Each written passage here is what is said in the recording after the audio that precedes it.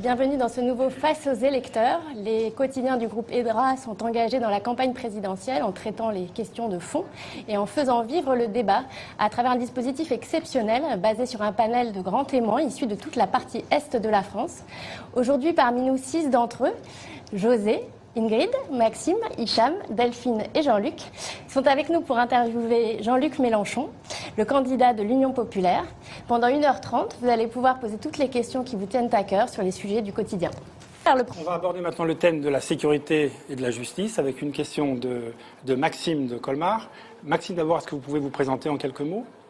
Alors bonjour Jean-Luc Mélenchon, je m'appelle Maxime Schreiber, donc je viens de Colmar en Alsace, comme ça a été précisé. Moi je suis jardinier à ma commune dans la fonction publique territoriale.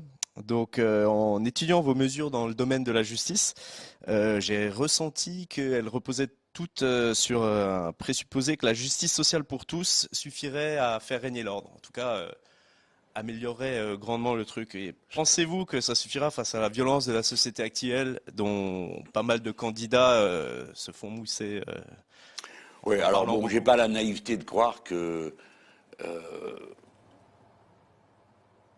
le bonheur suffirait à évacuer dans l'être humain la dose de violence qu'il porte. Alors je fais attention à ce que je dis parce que il y a quelques années de ça, je me rappelle avoir beaucoup protesté contre un texte qui prétendait qu'il y avait une part d'ombre dans les êtres humains. Je ne crois pas qu'il y ait une part d'ombre, mais comme toute une société est organisée sur la mise en compétition de tout le monde avec tout le monde, on peut s'attendre à ce que ça tourne mal. Et puis après, vous avez aussi d'autres problèmes qui sont directement de la responsabilité personnelle.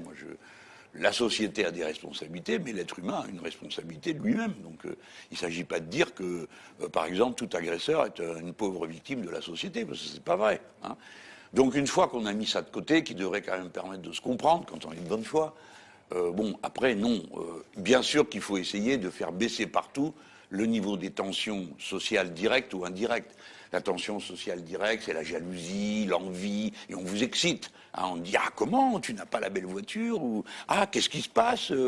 T'es logé là ?» Bon, c'est pas fameux. Donc, les gens qui construisent leur vie, ils sont sensibles aussi à tout ça. Et puis, il y a tous les échecs qu'on a laissé passer. Puis on n'est pas gentil non plus. Hein. Regardez un gamin qui est en retard scolaire. Bon. Quand j'étais ministre, je me suis occupé de ça. J'ai voulu arriver à comprendre pourquoi il y avait de la violence à l'école. Ça, j'acceptais pas. Eh ben, j'ai croisé. Eh ben, garçon en retard scolaire égale violence. Pourquoi ? Parce que le gars, il est dans la classe. Il se construit comme un jeune adulte, vers 16, 17 ans. Il se construit donc pas vis-à-vis de ses petits camarades qui ont 14 ou 13 ans. Donc, il est en relation avec le prof et en compétition avec lui.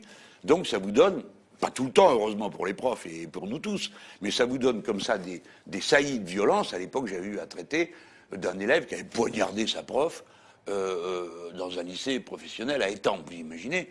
Donc là, il n'y a pas de grands discours qui tiennent. Hein. C'est bien lui qui l'a fait, c'est bien cette pauvre femme qui a pris le coup de couteau. Donc on était devant, il fallait que nous, les adultes, les dirigeants, on comprenne pourquoi. Mais après, sa responsabilité, elle a été établie comme n'existant pas parce qu'il n'était plus là. Mais alors, enfin, qui l'avait laissé là ?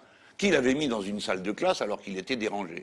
Donc, si vous voulez, le niveau de vigilance, c'est la deuxième couche de surveillance. Première couche, on tâche de mieux vivre.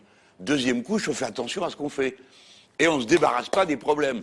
Genre, lui, il n'est pas bien clair, tant pis qu'il se débrouille. Ah non. Non, parce que sinon, vous allez vous retrouver à l'avoir sur les bras. Donc, la prise en compte des plus désarmés, des plus perdus, des plus perchés. Et puis après, il y a aussi la répression. Donc, il y a la prévention, la répression et la réparation. Moi, je suis pour qu'on aborde ça dans cet ordre-là et calme. C'est-à-dire sans commencer à affoler tout le monde tout le temps. Parce que vous savez, vous savez que j'ai un peu le goût de l'histoire, de la sociologie, tout ça. Puis je suis tellement vieux que j'ai eu le temps de lire. Hein. Les sociétés pas violentes, j'attends qu'on me les montre. Hein. J'en connais une en Amérique latine où il paraît que pendant 500 ans, il n'y a pas eu de guerre. Mais j'y crois pas. Bon, les sociétés non violentes, ça n'a jamais existé. Vous autres là-bas en Alsace, là, vous croyez que vous n'avez pas vu ? J'ai lu dans les DNA qu'un jour, ils ont trouvé des jarres qui datent de moins 4000 ans, je crois. Et dedans, il y avait des bras, des jambes, des trucs comme ça. Ils avaient dû se taper sévère dans le coin. Et après, ils se démembraient. Bon, mais c'est comme ça. Alors, on dit, c'est la violence de groupe. Ça vaut pas plus cher. Je dis pas ça pour dire que les Alsaciens sont violents. Hein. C'est juste pour vous dire que, en parlant de ça, ça me rappelle cet article des DNA.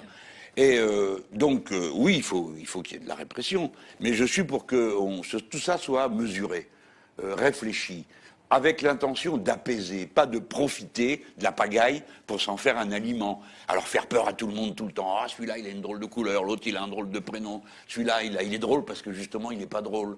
Bon, et on n'en finit plus de se faire peur. Bon, ça a toujours été un peu dur. Autrefois, beaucoup de crimes étaient cachés, notamment tous les crimes qui avaient lieu dans la famille et dans la périphérie de la famille. Ça se disait pas, ça se faisait pas, les gens le gardaient. Donc on sait mieux, on sait plus, mais on ne peut pas imaginer une société où il y aurait ni police, ni répression, ni justice. Ça Sur ce n'existe point-là, pas. Jean-Luc